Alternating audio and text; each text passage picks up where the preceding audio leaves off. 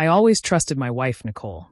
We'd been married for nearly 13 years, and through all the highs and lows, I believed we had something real. I work in finance, long hours, lots of stress, but I always made time for her. She stayed at home after our second child was born, and we made that decision together. I supported her fully, emotionally and financially.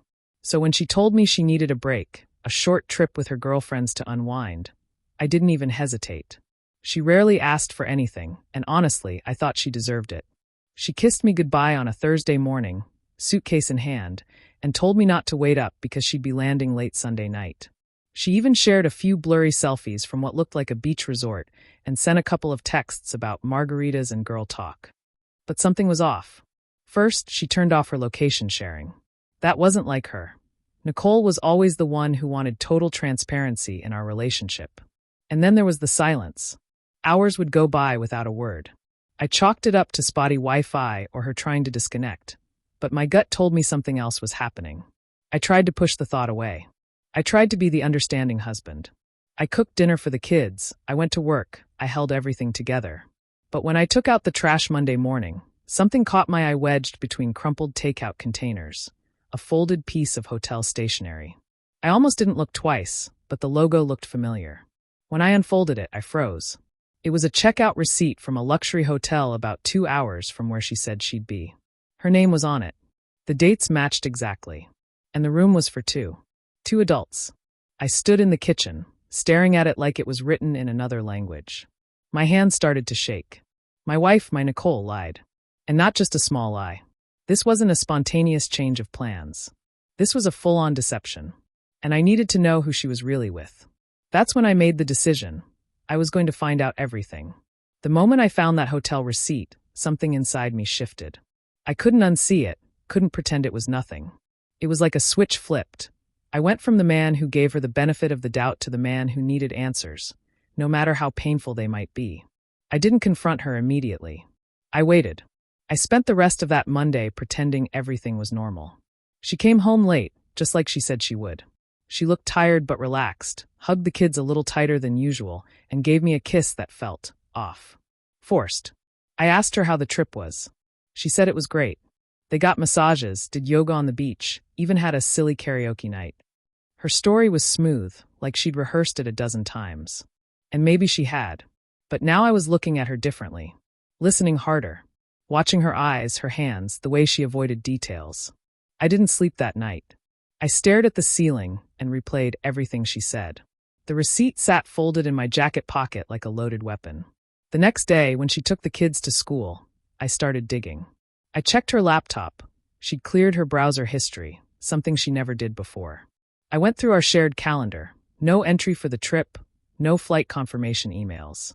Then I checked our bank statements. That's when the walls really started to close in. Charges from that same hotel, a dinner for 2 at the rooftop restaurant, a spa package clearly booked for a couple. There was even a charge for champagne and strawberries sent to the room. My stomach turned. I stared at those charges, feeling sick.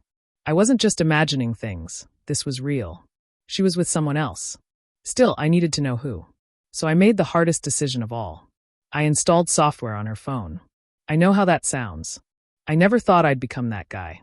But I needed the truth, and she wasn't going to give it to me. A week went by before I found what I was looking for. A text popped up while she was in the shower. It was from someone named A. Just the initial. The message was simple. Last weekend was perfect. I can't stop thinking about you. That was all it took. The air left my lungs. I stared at that screen like it might burst into flames.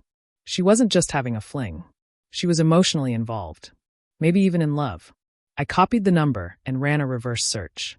It was registered to a man named Aaron Collins. I didn't recognize the name, but something about it felt familiar. I scrolled through her contacts. He wasn't saved. Of course not. That would be too easy. I wanted to confront her right then and there, but I held back. I needed more. I needed to know everything before I blew up our life. So I did something I never thought I'd do. I started following her. That Friday, I told her I had a late meeting at work and wouldn't be home until after 10. She smiled and said, "No problem, I'll probably be asleep by then anyway." Her voice was light, but her eyes were somewhere else. Distant. Distracted. I left the house, parked 2 blocks away, and waited. Around 7:15, she came out, dressed casually but nicer than usual for an evening at home. Jeans, boots, a black top I hadn't seen before. She was wearing lipstick. She got into her car, and I followed from a distance, heart pounding so hard I thought it would shatter my ribs. She drove to a quiet part of town, parked behind a strip of small boutiques and cafes, then walked around to a wine bar on the corner. That's when I saw him. Aaron Collins. Tall, clean-cut, about my age. He greeted her with a hug that lasted way too long. She leaned into him like it was the most natural thing in the world. They walked inside together, hand in hand. My stomach flipped. I didn't go in. I waited. I sat in my car like a ghost, watching their shadows move through the front window as they ordered drinks and laughed like teenagers. 2 hours later, they came out, arms wrapped around each other. She kissed him. Right there on the sidewalk. Not a quick peck, either. The kind of kiss you give someone you miss, someone you need. Then they walked down the street, stopped in front of a small boutique hotel, and disappeared inside. I couldn't move. I couldn't even breathe. I sat there for what felt like hours, then drove home in a haze. I didn't sleep. I didn't eat. I just kept seeing it in my head. Her smile, the way she touched his arm, the way she looked at him like he was the only person in the world. The next morning, I acted like nothing happened. I made breakfast, helped the kids with their homework, even kissed her on the cheek before she left to run errands. I wanted her to lie to me again. I wanted to hear it. I needed the full weight of her betrayal to hit me. And it did. She came home 3 hours later with a bag from the grocery store and said traffic was awful. Then she kissed me and said she was glad I wasn't working late again this weekend. I smiled and nodded. Me too. That night, while she slept next to me like nothing had changed, I stared at the ceiling and realized something terrifying. I didn't know the woman lying beside me. And worse, she didn't know me anymore either. She didn't know what I was capable of. Not yet. The next day I called out of work and spent the morning piecing things together. Old text messages, our credit card statements, the location data synced to our shared family plan. I created a timeline. I saw patterns. And the more I dug, the more I found. This wasn't a one-time slip or a recent fling. It had been going on for almost a year. A year. She had told me she was taking yoga on Saturdays, that she was meeting up with girlfriends, going on self-care walks.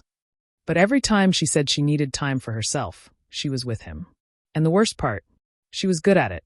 No lipstick stains, no perfume left behind, no suspicious messages. She deleted everything. Her phone was wiped clean every night like clockwork. I would have never known if I hadn't followed her that night. But now that I knew, I couldn't unsee it. I watched her closely for the rest of the week. She laughed with the kids like everything was fine. She texted me in the middle of the day. Miss you. She still kissed me goodbye before work, and I kissed her back, wondering if Aaron got the same kiss a few hours later. I wanted to scream. I wanted to confront her. But I knew I couldn't do it without proof she couldn't deny. So I bought a small recording device, the kind you could hide under a car seat. I planted it in her vehicle on Friday morning. Then I waited. That evening, she said she was going to her sister's place for wine and movie night. I smiled. Sounds nice. Tell her I said hi. She kissed me, took her keys, and left. I gave it 15 minutes, then drove to her usual spot. The bar. Same routine. He was already there, leaning against the wall like a scene out of a romance movie. She practically floated into his arms. I didn't follow them this time. I drove home, pulled out my laptop, and prepped the audio software. When she got back after midnight, I pretended to be asleep.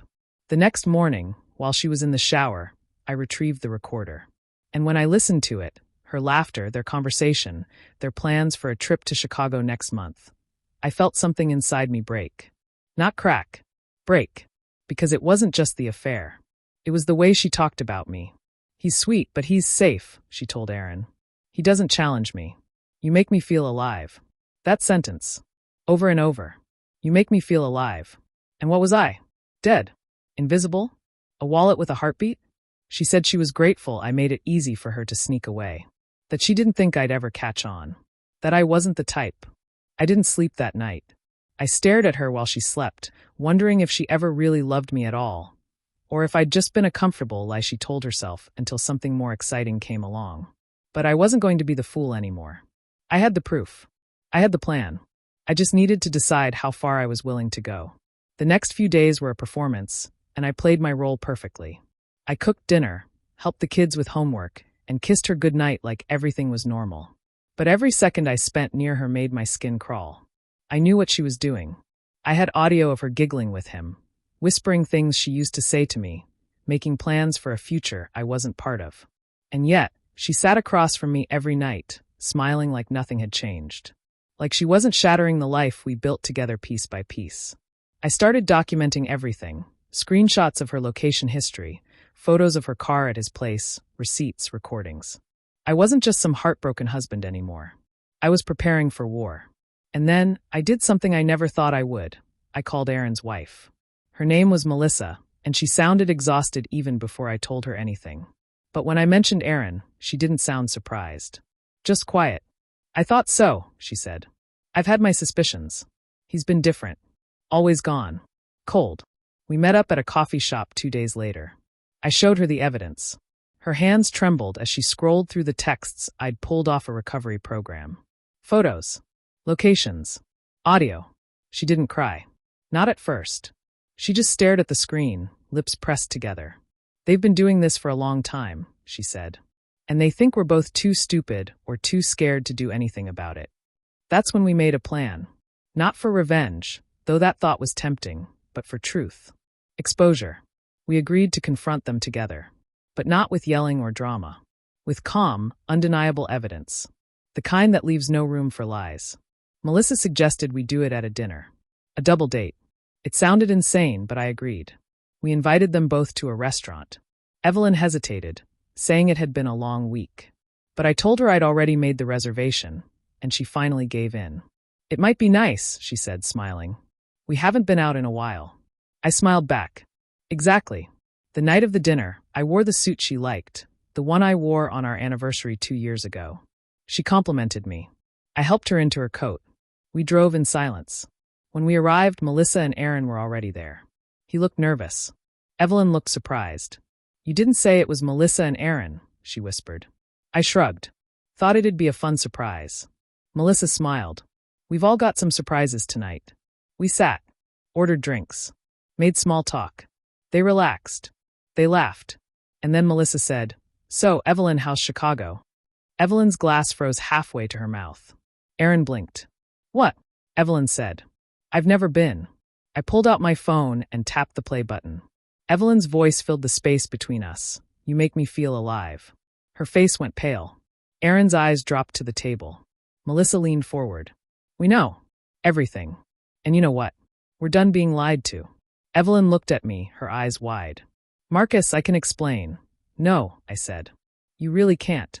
That night didn't end with shouting. No plates were thrown. But something far more powerful happened. They knew the game was over. We stood up, paid the bill, and walked out, leaving them sitting there with nothing but each other and the mess they'd made. The fallout from that night unfolded like a slow, relentless storm. Evelyn came home that evening, but I didn't speak to her. I slept in the guest room with the door locked, listening for any sound that might suggest she was packing, crying, or trying to figure out what to say. But there was only silence. The next morning, she tried to pretend it hadn't happened. She made coffee. She asked me if I wanted pancakes. I just stared at her like she was a stranger who had wandered into my house. When I didn't respond, she finally dropped the act. You're not even going to talk to me? She asked, her voice cracking. You cheated, I said flatly. For months. You built an entire second life behind my back. What is there to talk about? She broke then. Started sobbing. Begging. Swearing she didn't mean for it to happen. That it started when she felt lonely, neglected. That it wasn't about love, just escape. That she still loved me. But her words felt like static in my ears. I didn't care why. I only cared that it happened. I told her I needed space and she needed to move out. She refused at first, threatened lawyers, said I was overreacting. So I handed her a printed packet of every piece of evidence I had. Audio recordings, screenshots, timestamps, everything. I told her she had 48 hours to decide how she wanted this to go, amicably or in court. She left 2 days later, took a suitcase, and stayed with her sister. The kids didn't understand, not fully. We told them Mom and Dad needed some time apart, that we were figuring things out. But they were smart. They could feel the shift. The questions came a few days later. Why Mom was crying when she picked them up, why Dad didn't tuck them in anymore. I tried to shield them, but some truths leak through no matter how hard you try to plug the holes. Meanwhile, Melissa and I stayed in touch. We weren't friends in the traditional sense, but we were bound by shared betrayal. She ended things with Aaron that same week. Threw his stuff out. Changed the locks. We'd talk late at night sometimes, not about revenge or pain anymore, but about what came next. The healing. The rebuilding. The cold nights when the silence felt like it could swallow you whole. Evelyn kept trying, texting, calling, asking if we could meet for dinner, for closure, for anything. I ignored her for weeks. Until finally, one afternoon, I agreed. We met at a park bench where we used to bring the kids. She looked smaller than I remembered. Worn down. "I miss you," she said. "I miss our family." "You could have had all of that," I said. "You just had to be honest. You just had to talk to me." She nodded, tears sliding silently down her cheeks. "I know. I hate myself every day." I didn't know if it was genuine remorse or just regret for being caught. Maybe both. She asked me if there was any chance for us. If I could ever forgive her. I didn't answer. Not because I didn't know, but because I did. I got up, wished her well, and walked away. Some betrayals cut too deep to heal. In the weeks that followed, I started to rebuild. Not just my life, but myself. The house was quieter, emptier, but it was mine again. I rearranged furniture. Took down the wedding photos. Scrubbed the last bits of her scent from the sheets. I got back into therapy, started journaling, cooking again, walking without a destination. I poured my energy into the kids. They needed me whole, and for a long time, I had been a shadow of the father they deserved. Slowly, we found new routines. Saturday pancakes with too much syrup. Movie nights with mismatched pajamas. They started smiling more, and I started sleeping better. There was one night, about a month later, when I found my daughter sitting at the foot of her bed, staring out the window. "Do you still love Mommy?" she asked without looking at me. I sat beside her, heart tight. "I love who she used to be," I said gently. "But sometimes people make choices that hurt the people they love. That doesn't mean they're evil, but it does mean we have to protect ourselves." She nodded slowly. "I just miss her being here." "I know," I said, holding her close. "Me too." Evelyn continued to ask for another chance. She started therapy, sent long emails filled with self-reflection, guilt, and apologies. She said she understood if I never trusted her again, but she begged for the opportunity to prove she could change. I considered it. Not because I wanted to go back, but because a part of me hated the thought of giving up on the life we had built. But every time I pictured trying again, all I could see was that hallway. The whisper, the baby monitor, the silence after betrayal. Some wounds don't just scar, they stay open. Eventually, I told her it was over. Officially, I filed for divorce. She cried. I cried. But somewhere beneath the grief, there was relief. For both of us. It was like we were finally being honest for the first time in years. Months passed. I ran into Melissa again at a grocery store. We stood awkwardly near the produce section, both of us fumbling through polite conversation. Then she laughed. "This is weird, right?" I nodded. "Very. We got coffee. Then lunch. Then, a few weeks later, a walk on a Sunday afternoon turned into dinner. We weren't dating. Not yet. Just two people who understood each other's wreckage. But there was something comforting in the quiet moments. No lies. No pretending. Just real, flawed connection. One night, as we sat on her back porch, she said, "You ever think we found each other for a reason?" I didn't answer right away. Just watched the way the porch light flickered against her hair.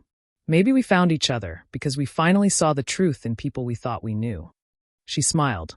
And maybe that's enough. I didn't know where it was going, but I knew it was honest. And after everything I'd been through, that was more than enough for now. Months later, the divorce was finalized. The papers arrived in a thick envelope that felt heavier than its actual weight. I sat at the kitchen table, the kids with their grandparents for the weekend, and stared at my signature on the last page for a long time. It was strange how a few strokes of a pen could end a lifetime. And yet there it was. Final. Done. Evelyn didn't fight it. She signed quickly, maybe out of guilt, maybe out of her own need to move on. We had joint custody of the kids, and although I hated the thought of sharing holidays and birthdays, I knew it was the right thing for them. Evelyn and I barely spoke except through co-parenting apps, texts about schedules, and the occasional short phone call when something urgent came up. The love that once held us together had been replaced with civility, thin, polite, and necessary. But I was okay with that. I didn't need her love anymore. I didn't need her apologies either. I had learned that closure doesn't always come in the form of answers. It comes when you decide you're done waiting for them. Life moved forward. The kids adjusted. Their smiles came more easily. They stopped asking why mommy and daddy didn't live together and started focusing on whose house had better snacks or which room had more space for their toys. The simplicity of their acceptance humbled me. I went back to work full-time, reconnected with old friends, and even started therapy again. Real therapy this time. I talked about the betrayal, the signs I missed, the voice I ignored inside myself that had been trying to warn me. I faced it all. I forgave myself. Not Evelyn. Not completely, but I released the part of me that kept reliving the betrayal like a broken record. One evening, almost a year after everything had unraveled, I found myself standing in front of the mirror, buttoning up a new shirt before meeting Melissa for dinner. We had grown closer, slowly and carefully, both aware of the pain we carried. She never pushed, never demanded more than I was ready to give. We talked openly, honestly, about the wreckage of our pasts and the fragile hope of building something better. As I adjusted my collar, I caught my reflection and smiled. Not because I looked good, but because I looked like someone I recognized again. Someone who had been buried under years of compromise and quiet unhappiness. Over dinner, Melissa asked, "Do you think we're moving too fast?" I shook my head. "No, I think we're just finally moving in the right direction." She reached across the table and took my hand. And in that moment, I realized I wasn't afraid anymore. Not of love, not of vulnerability, not of starting over. The worst had happened. I had lived through it, and I had come out stronger, more honest, whole. In the end, the truth had broken me, but it had also set me free. And now, I was ready for whatever came next.